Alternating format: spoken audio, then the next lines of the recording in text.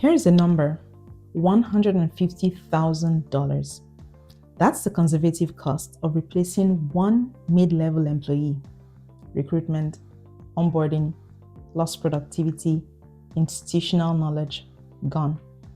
SHRM reveals it costs between 50% and 200% of the employee's annual salary, depending on seniority level. Now multiply that by every person you've lost in the last 2 years. That number you just calculated, that's not a retention problem. That's a leadership problem with a price tag. And here's what makes it worse. Almost every one of those departures was preventable, not with a bigger bonus, with one thing most leaders never think to do until it's too late. Most organizations think they have a system for understanding why people leave. It's called the exit interview. Someone resigns, you sit them down, you ask what went wrong, and you use that feedback to do better. Here's the problem. By the time that conversation happens, your employee didn't just decide to leave. They left weeks, sometimes months ago. The exit interview is a funeral. You're asking a grieving person to describe the illness. That's not a retention strategy. That's an autopsy. Today, I'm going to show you, using research from Gallup, SHRM, and LinkedIn, what the smartest leaders do before people ever consider leaving. Hi, my name is Mary. I've spent years working with leaders and teams across industries, studying the gap between organizations that keep losing good people and organizations that keep them. On this channel, I share what actually works, not theory, not HR talking points, real strategies. Let's go. Here's what most leaders fundamentally misread about how people leave. Resignation is a process, not an event. It starts with small frustrations that go unaddressed, a lack of recognition that becomes a pattern, a manager who doesn't listen, and over time, these small moments compound into a single realization. I don't see a future here.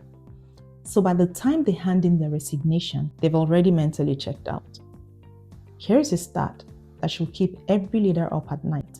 According to Gallup, about 51% of employees are actively job searching right now. Not thinking about it, not casually browsing LinkedIn, actively applying, which means they're still in your building, still on your payroll, but mentally, they're already gone. And you have no idea. So, the question is not, how do we conduct better exit interviews? It's, how do we catch them before they exit? How do we keep them so they don't leave? Here's exactly how. Point number 1, stay interviews, the opposite of exit interviews. The most powerful retention tool most leaders have never used is not a new policy or a bigger budget. It's a 30-minute conversation. Stay interviews. Stay interviews are one-on-ones with current employees, held not because something went wrong, but to prevent something from going wrong. While they still want to be there, while the information they share can still be acted on. Instead of waiting until someone resigns before asking, why are you leaving? You ask while they are still with you, what will make you want to stay? That's not a subtle difference. That's a completely different relationship with your people. These are not performance reviews. They're not about hitting targets or discussing KPIs either. They're about getting answers to these 5 questions. 1. What do you look forward to when you come to work? This tells you what to protect as a leader. 2. What makes for a frustrating week for you? And how often does that happen? This surfaces quiet friction. 3. Is there anything you're working toward that you feel you can't pursue here? That catches employees who have stopped believing they have a future in your organization. 4. If you were approached by another company tomorrow, what would make you seriously consider it? A question most managers are afraid to ask. Ask it. The answer is the most actionable intelligence you'll ever receive. 5. What's one thing I could do differently to make your experience better? This is accountability in practice. Now the hard part. When someone says something unexpected, something that names a colleague or names you, the instinct is to explain, defend, clarify. Don't. Listen. And then, this part is non-negotiable. You actually do something about it. If you don't, you haven't just failed to retain them, you've accelerated their departure. Because now they know you know and chose comfort over change. Your action item. Open your calendar now. Find 30 minutes this week. Schedule a stay interview with the person you'd least like to lose. Not next month, this week. Point 2. Anonymous pulse surveys. The second thing top organizations do is use anonymous pulse surveys. Now, you might be thinking, we already do employee engagement surveys. Great, but how often do you do them? Once a year? Twice? The problem is, a lot can change in 6 months. Someone could go from highly engaged in January to actively job hunting in May, and you won't know until next year's survey. That's why smart organizations use pulse surveys more frequently. These are short, frequent, anonymous surveys, usually a few questions, sent out monthly or at minimum quarterly.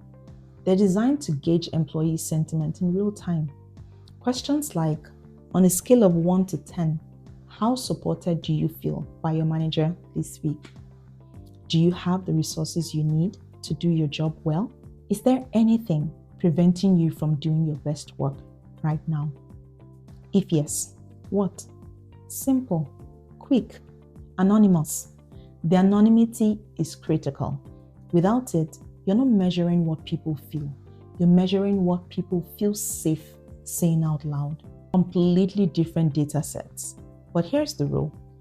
Every survey result must generate a visible response. Not necessarily a full solution. Acknowledgement, a committed timeline, specific action. We gathered that 60% of the team doesn't have adequate tools. Here is what we're doing and by when. That sentence, within a week of the survey closing, is worth more than any team retreat. And if your scores are consistently high, but people are still leaving, that is your team telling you what you want to hear, because honest feedback has felt pointless. Fix that by doing something about what you hear. Point 3, build a continuous feedback culture. The third thing, and this is where most organizations struggle, is building a continuous feedback culture. Top organizations don't wait for formal interviews or annual reviews to check in on their people. They make feedback a continuous habit. Here's what that looks like in practice. Ongoing one-on-ones. Managers have regular informal check-ins with their direct reports. Not to micromanage, not to assign more work, but to build trust and surface issues before they escalate. These don't have to be long. Even 15 minutes a week can make a massive difference. Because when you check in regularly, people don't bottle things up. They don't let frustrations build for months before finally exploding in an exit interview. They bring things up early, and you can fix them early.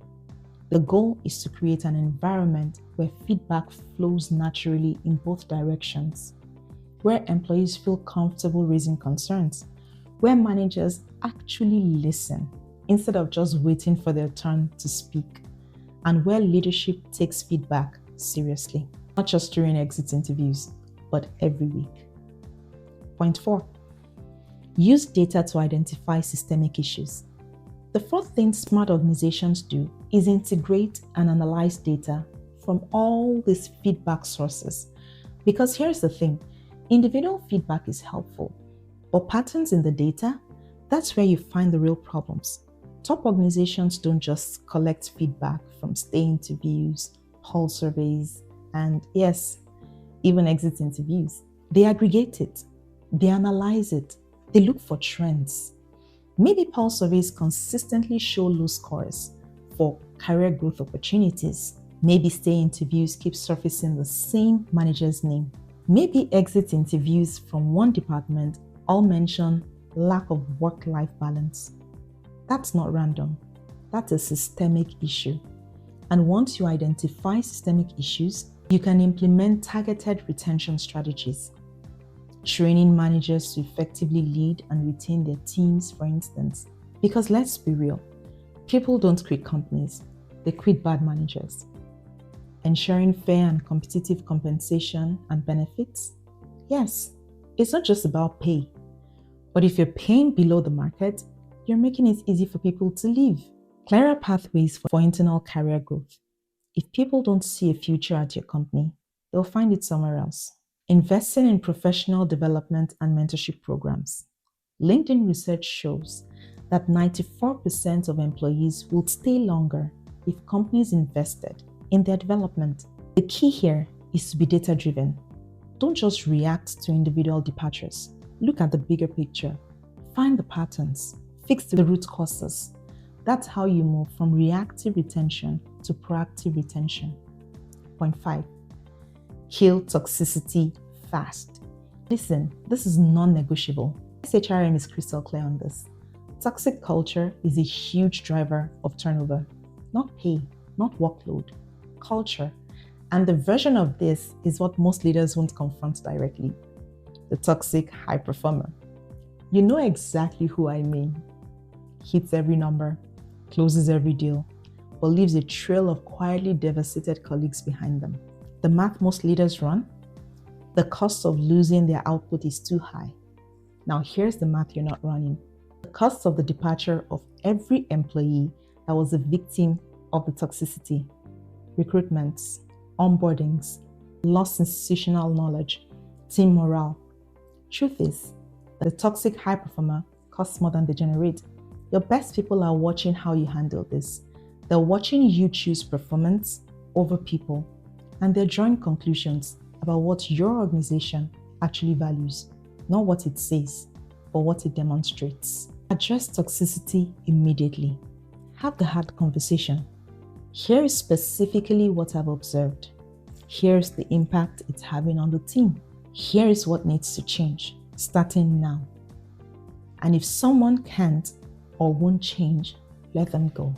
Because protecting one toxic person is a tax levied on everyone around them. Point 6. Recognize people before they resign. The sixth thing is simple but powerful. Recognize people while they still work for you, not at their farewell party, not in their exit interview, when you're trying to convince them to stay. Now, today, regularly.